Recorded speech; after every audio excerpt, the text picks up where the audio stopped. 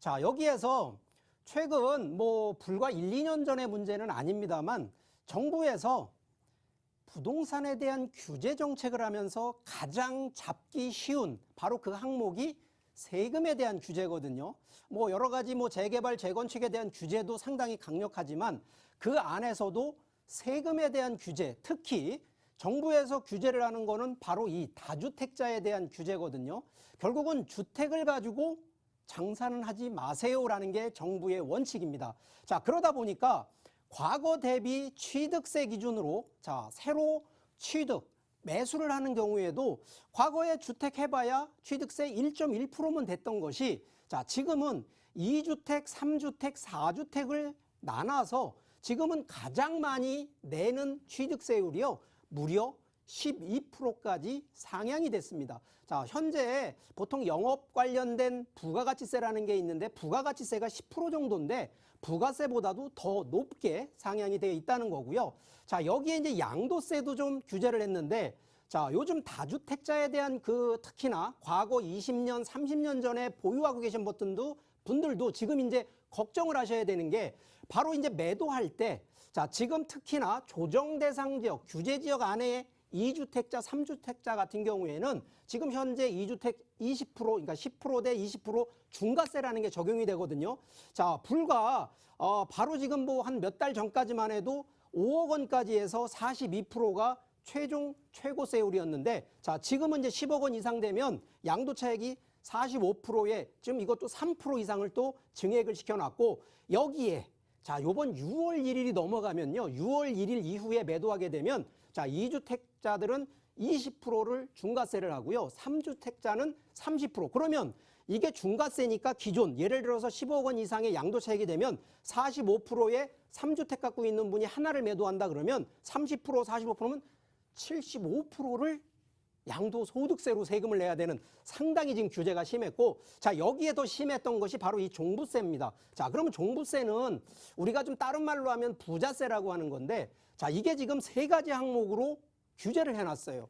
첫 번째는 이 세율, 각 항목별로 이 종부세에 해당되는 세율별로 이 세율이 다 적용되어 있는데 이것도 일단은 2주택자, 3주택자에 따라서 상향을 지금 세율을 상향을 시켰고 세율만 올라간 게 아니고요.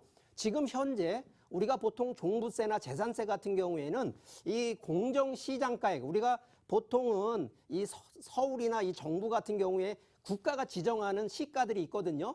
바로 그 공정시정가액을 현재 거래되는 거래가에 육박하는 그래서 현재 2020년 기준으로 95%까지 적용되고 내년이면 이제 100%까지 그러면 거의 거래되는 거래가 기준으로 이 시장가액을 조정을 해보기 때문에 상당히 그래서 아마 올해 종부세 내시는 분들 세율 부담이 엄청나게 된다는 거고 세부담의 상한도 과거에는 150%였던 것이 지금은 300% 지금도 이게 더블로 더 늘려놨다는 거죠. 그래서 이 해당되는 부분들이 아마 올해 금년도에 상당히 좀 많이 되는데 그러면 여러분들 지금 이렇게 정부에서는 세금을 더 많이 중과 규제해놨는데 이거 어떻게 피해갈 거냐.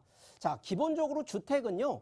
양도세 전략이라 그래서 1세대 1주택에 대한 국민이면요. 대한민국 국민이면 누구나 누려야 될 권리며 의무가 되는 바로 1세대 1주택 같은 경우에 비과세 요건인데 가능하시다 그러면 주택 기준으로는 1주택을 유지하시는 게 세금, 비과세 얻을 수 있는데 단 이게 9억 원이 넘으면은요.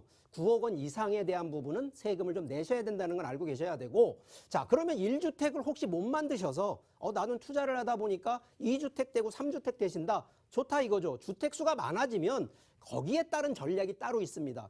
기본적으로 주택수가 좀 많아지면 현재 기준으로는 임대주택 등록을 통해서 주택수에서 좀 빼는 방법. 이유는요.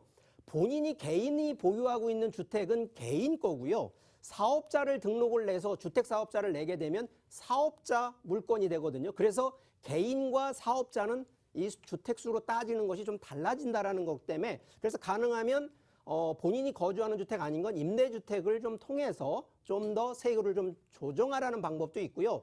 2주택 이상 같은 경우에는 혹시라도 이 금액대가 조금 큰 거, 6억대, 9억대 이상 되는 것들은 혹시라도 부부 공동 소유라든가 가족 간에 뭐 2인 정도에서 이 공동 소유를 하시게 되면 자, 종부세나 양도세는요, 인당 세율로 들어갑니다. 각각 개인별로 세금이 들어가다 보니까 자, 이거는 좀 표현이 머릿수 한 사람보다는 두 사람이 더 양분되기 때문에 아무래도 세율이 감해진다라는, 그래서 이게 바로 세율을 절세하는 방법 중에 하나고, 자, 가능하면 자녀, 미성년자 빼고요, 뭐 성년 기준의 자녀가 혹시라도 같이 있다 그러면 이건 반드시 별도 세대로 구성하셔서 주택이던 이런 부분으로 분산을 시키는 방법이 있고요.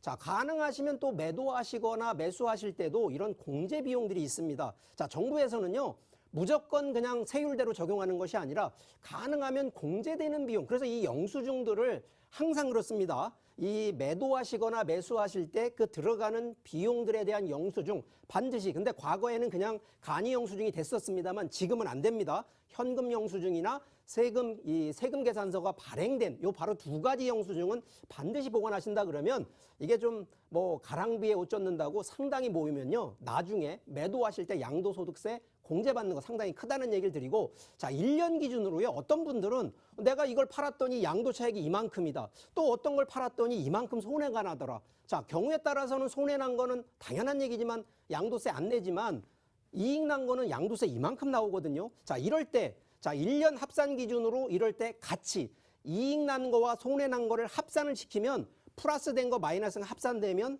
당연하지만 가감이 되잖아요. 바로 이렇게 신고를 하시면 전체 이익 난 거 세금 내고 손해 난 거 세금 안 낸다 이게 아니고요. 합산하시면 여러 가지 세금을 반드시 줄일 수 있으니까 요거 반드시 하시고요.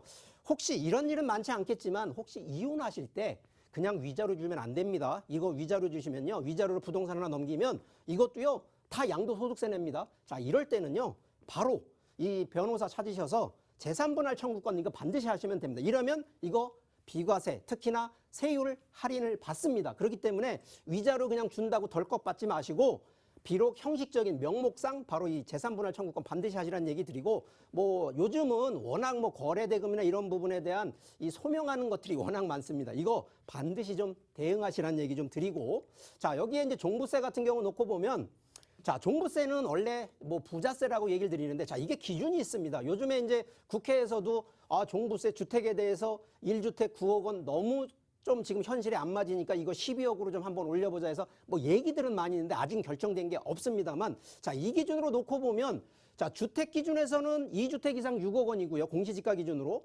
주택, 이 토지 같은 경우는 5억 원. 그러면 나머지 뭐 상가 건물, 기타 토지들, 특히나 별도 합산 토지 같은 경우는 80억 원이거든요. 자, 여러분들 같으면 어디에다가 투자를 하냐? 이거 바로 분산으로 가셔야 됩니다. 주택으로만 갈 것이 아니라 토지와 상업용 쪽으로 분산하신다 그러면 종부세 안 내실 수도 있습니다만 요즘에 이제 워낙 아파트 가격이 올라서 종부세는 일부지만 좀 감할 수 있는 부분이 좀 있고요. 1세대 1주택 아니면 똘똘한 한 채 쪽으로 좀 준비를 하라는 거, 그리고 중장기 보유로 세금 정책으로 가셔야 된다는 얘기를 드리고요.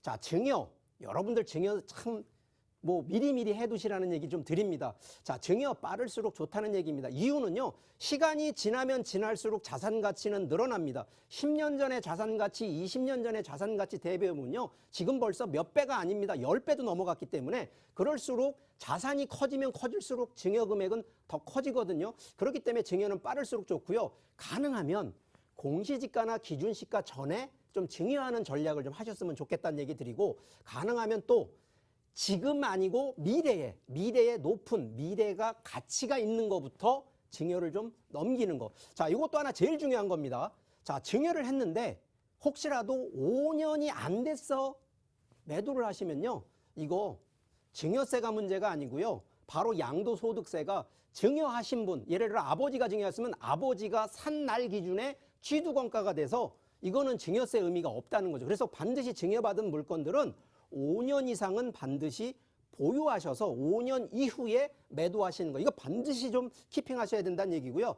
요즘 가족 간에 뭐 증여기 때문에 그렇지만 가족 간의 부동산 거래, 증여 말고 실제 나는 거래를 했습니다라고 하는 부분들, 그러면 보통은 가족 간에는 보통 국가에서는 증여라고 다들 인식을 하거든요. 그렇기 때문에 이런 부분들 좀 꼭 좀 감안하셔서 증빙해야 될 거, 그다음에 준비해야 될 것들 미리미리 좀 체크하시라는 얘기를 좀 드리니까, 이런 부분을 잘 전략을 하신다 그러면 충분히 세금에 대한 세테크 가능하다는 얘기 좀 드리겠습니다.